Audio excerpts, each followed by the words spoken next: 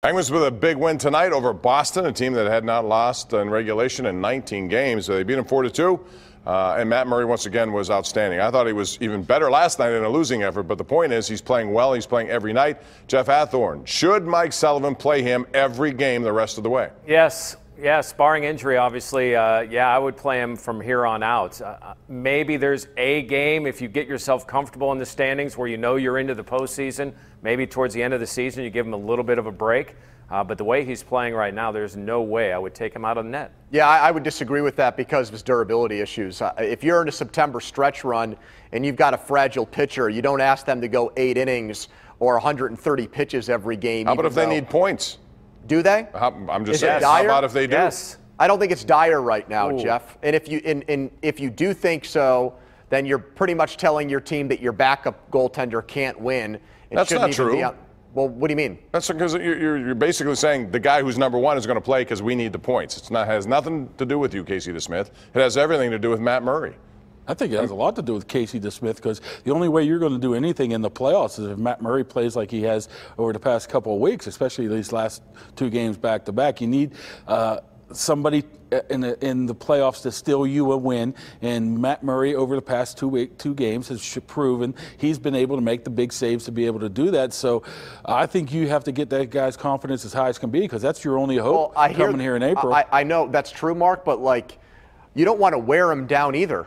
By the time Le'Veon Bell got to the AFC Championship game, 2 or 3 years ago, he had nothing left because they had driven him into the ground in places like Buffalo in the snow, in Kansas City the week before. And I just, with Murray, you always feel like the injury is right around the corner. So I think they have to be very careful. It's a delicate situation. I get what you're saying, Bob. Points are at a premium.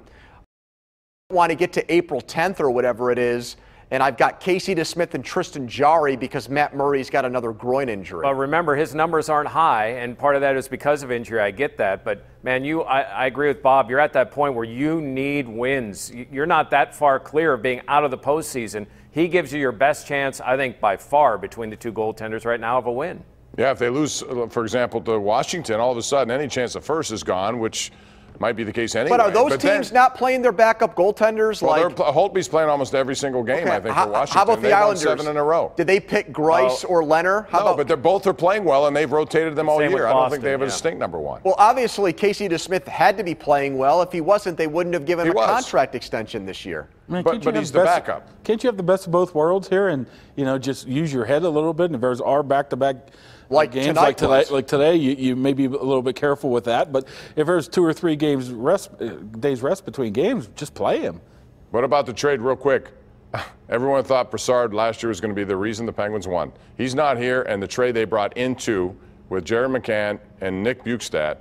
I mean, Andrew, we talked about this on the sports call. You're not going to get better production from Brassard. No matter what he does, that will be anywhere near what those 2 guys have given you. And Jared McCann's only 22. And that was the key to their back-to-back Stanley Cup wins, is that they'd have a young player come in and it would energize them. Gensel did that. The year before, you had Rust and Kuhnhackl and Sherry that did that. And it doesn't seem like Mike Sullivan has the same confidence in his young guys in the minor leagues this year.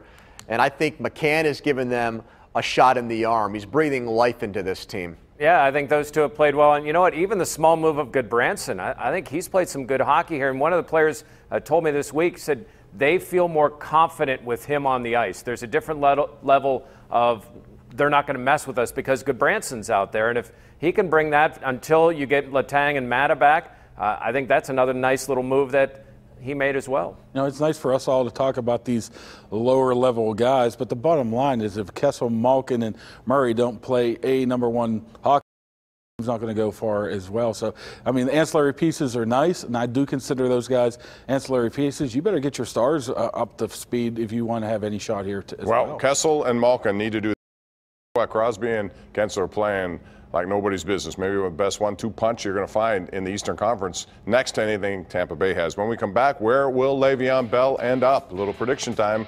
That's next right here on the #1 Cochran Sports Showdown.